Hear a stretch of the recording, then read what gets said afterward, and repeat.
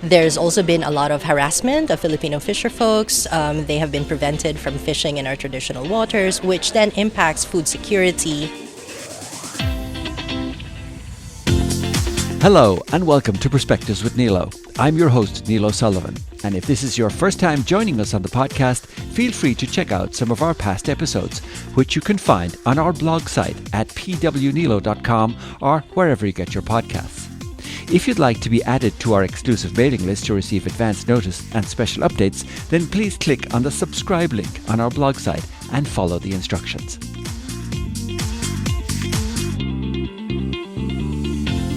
The Chinese state, officially known as the People's Republic of China, is controlled by the Chinese Communist Party and often likes to portray itself as a peaceful superpower.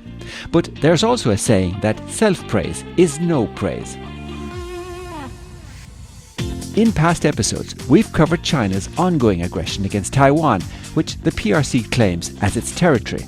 But in this episode, we look beyond Taiwan to China's other neighbours, particularly the Philippines.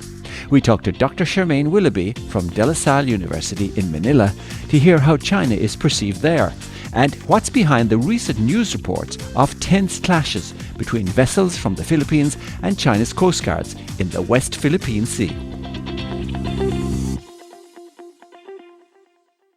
Regular listeners to the podcast will likely be familiar with China's escalation of tensions in the Taiwan Strait by means of large-scale military exercises and daily incursions into Taiwan's air defence identification zone and territorial waters, not to mention cyber attacks and direct threats against anyone who supports Taiwan's sovereignty. Not the type of behaviour that might lead you to believe China is a peaceful superpower. Under the reign of former General Secretary of the Chinese Communist Party, Hu Jintao, the term China's peaceful rise or China's peaceful development was an official policy and political slogan which sought to assure China's neighbours and the international community that China's growing political, economic and military power would not pose a threat to international peace and security. It sought to rebut any question that China was a threat and re-establish the view of China as a non-threatening world power. But while the Chinese Communist Party's propaganda says one thing, China's actions say differently.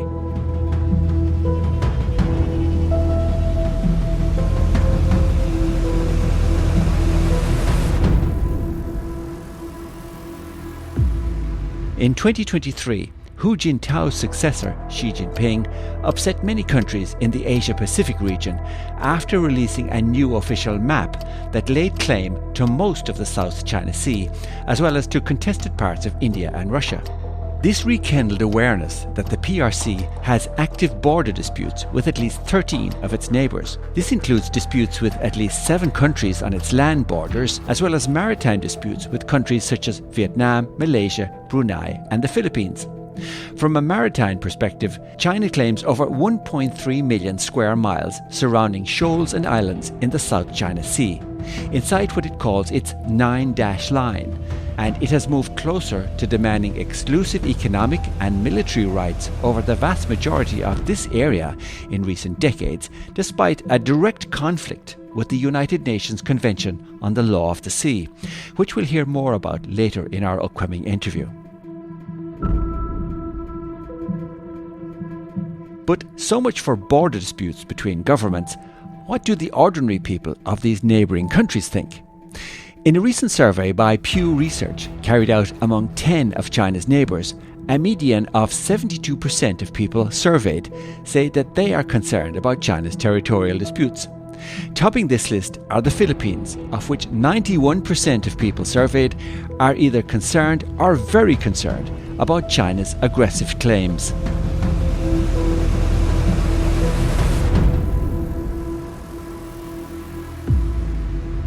So what exactly is behind this very high level of concern in the Philippines?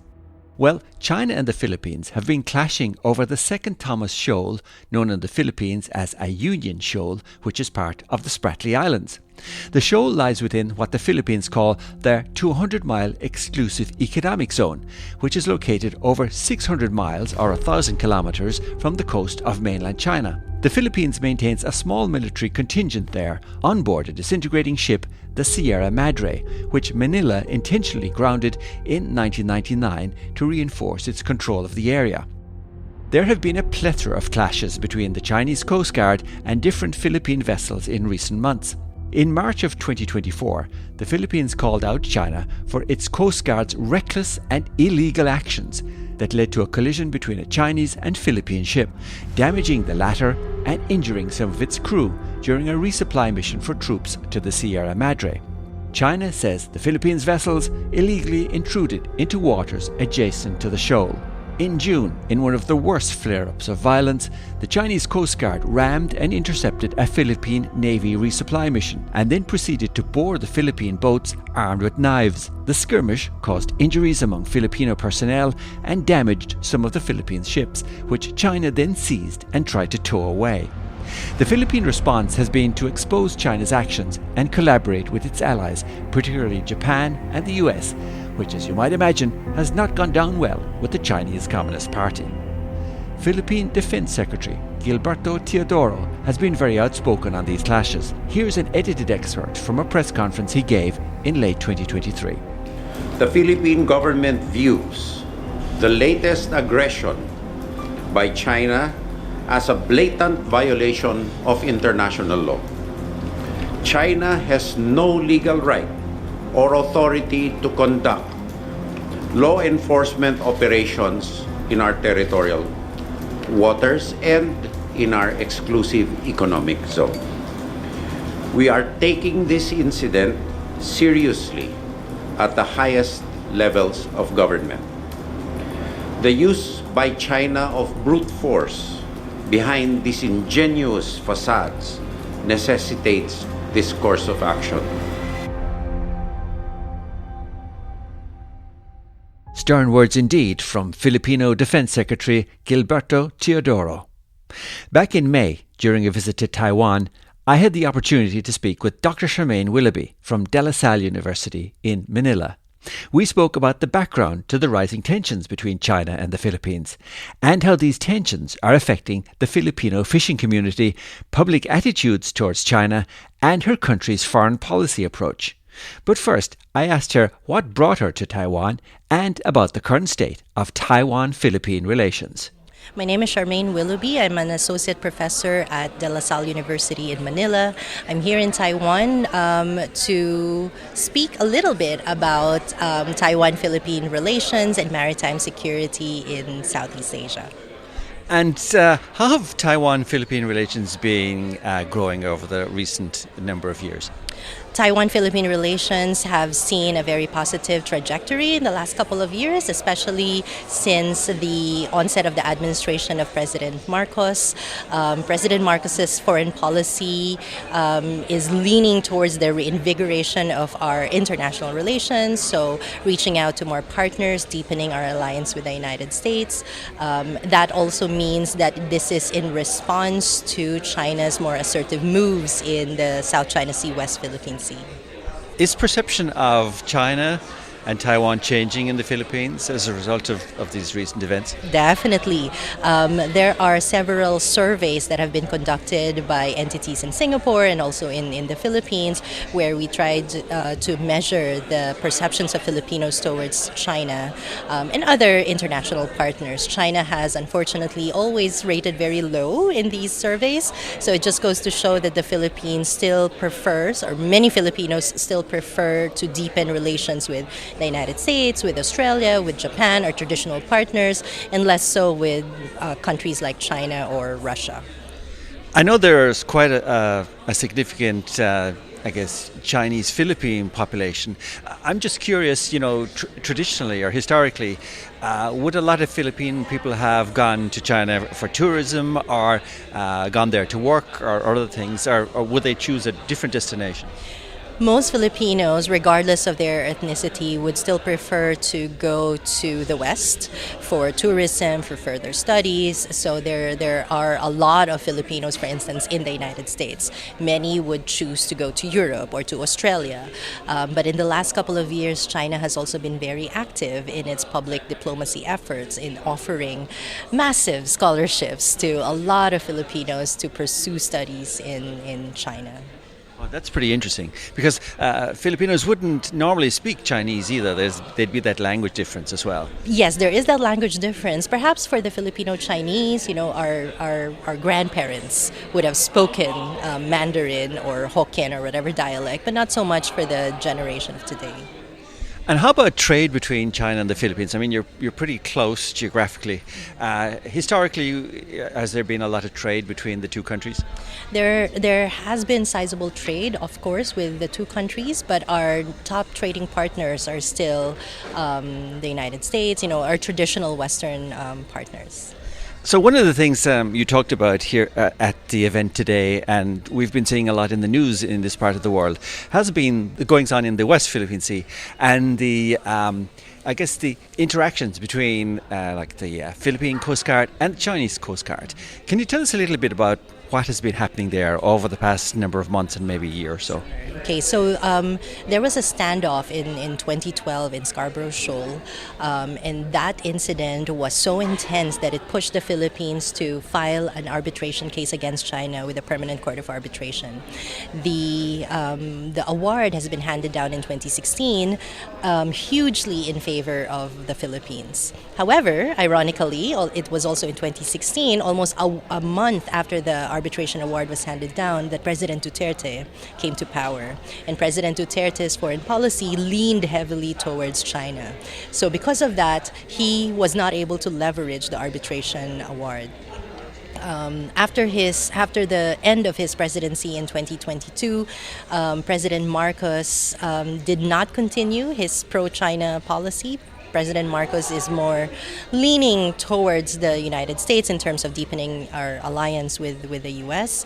And so in response, China has been stepping up its gray zone operations. We've seen a lot of incidents involving the Chinese Coast Guard, the Chinese Maritime Militia, vis-a-vis the Philippine Coast Guard that was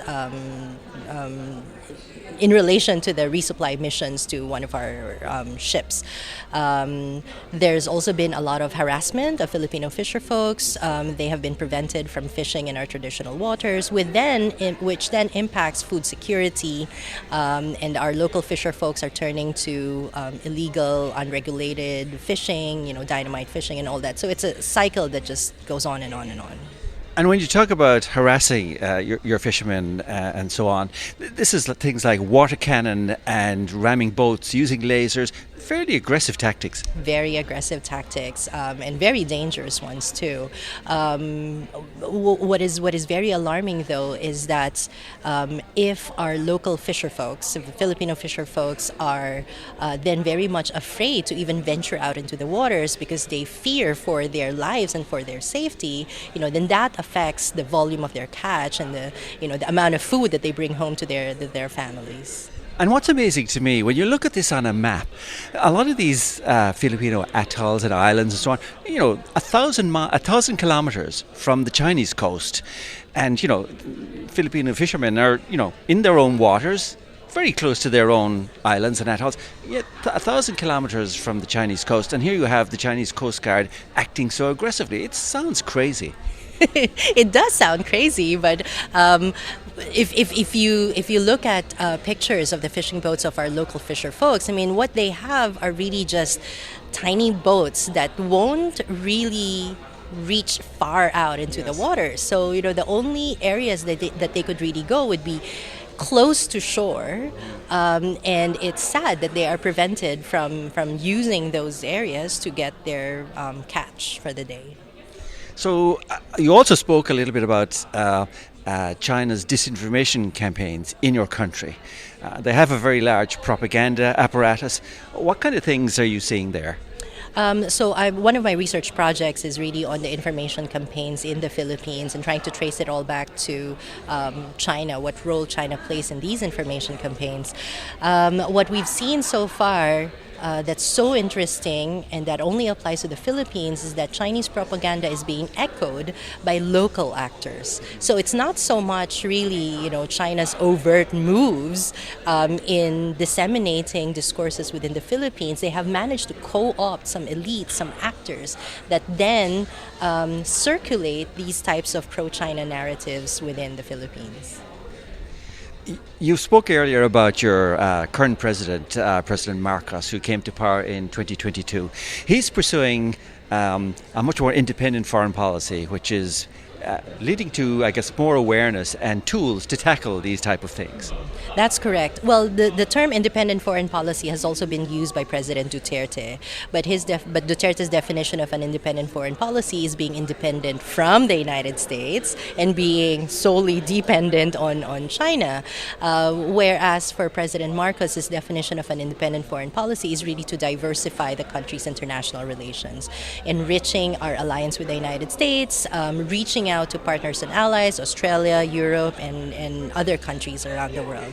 So I think in that sense, what President Marcos is doing is really ensuring that we are internationalizing the plight of the Philippines, which is a strategy for a small state or a medium state in terms of ensuring that we get the sympathy of the international community.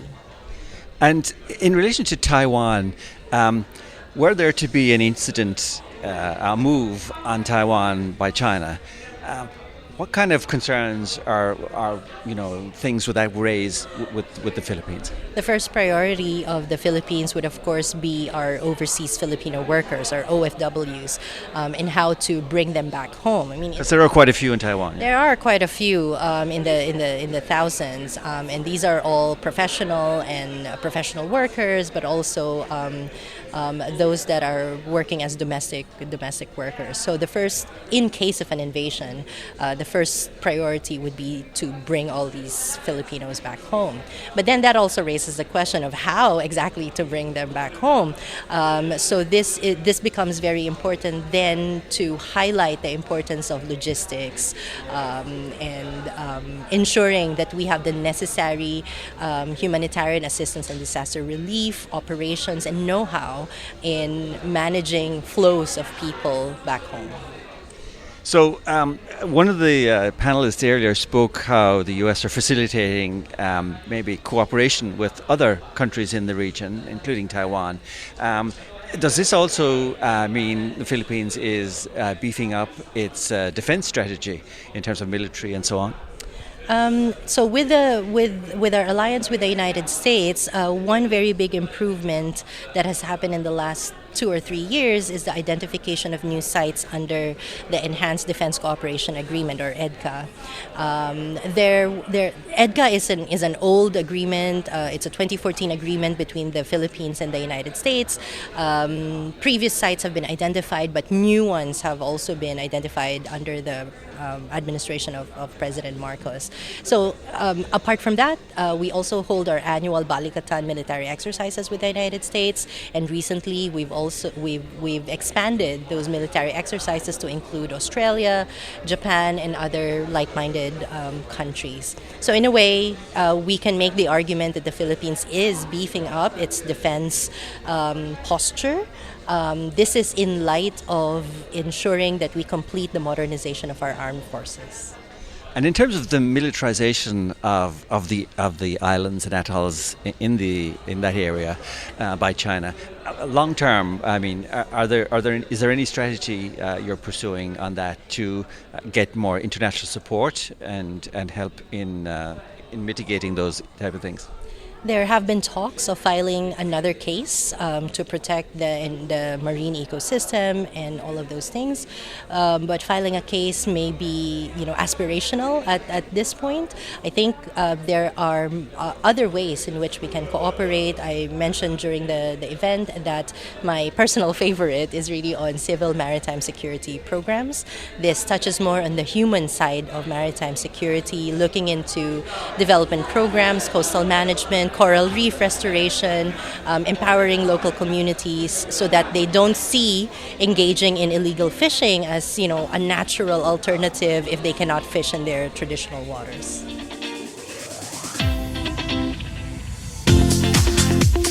That's Dr Charmaine Willoughby from the Department of International Studies at Salle University in Manila, whom we spoke to on May 17th last in Taipei. And my thanks to Dr Willoughby for sharing her valuable insights and taking the time to talk with us on Perspectives with Nilo. On July 22nd, international media reported that China and the Philippines had reached a deal they hope will end confrontations at the second Thomas Shoal. While the text of the agreement was not released, many analysts have cast doubt on whether the temporary deal between Manila and Beijing will ever be implemented. Time will tell whether on this occasion China can live up to its aspiration of being a peaceful superpower. If you'd like to find out more about this and the topics covered in this episode, we've placed additional information in the Dive Deeper section of our blog at pwnilo.com. There you'll also find links to our social media, and we'd really appreciate it if you could show your support in the form of a like, follow or subscribe. It would really mean a lot. And don't forget, if you'd like to be added to our exclusive mailing list to receive advance notice and special updates, then please click on the subscribe link on our blog site and follow the instructions. And that's where we leave it for the moment. As always, thank you for listening. And until the next time, Slán agus beannacht.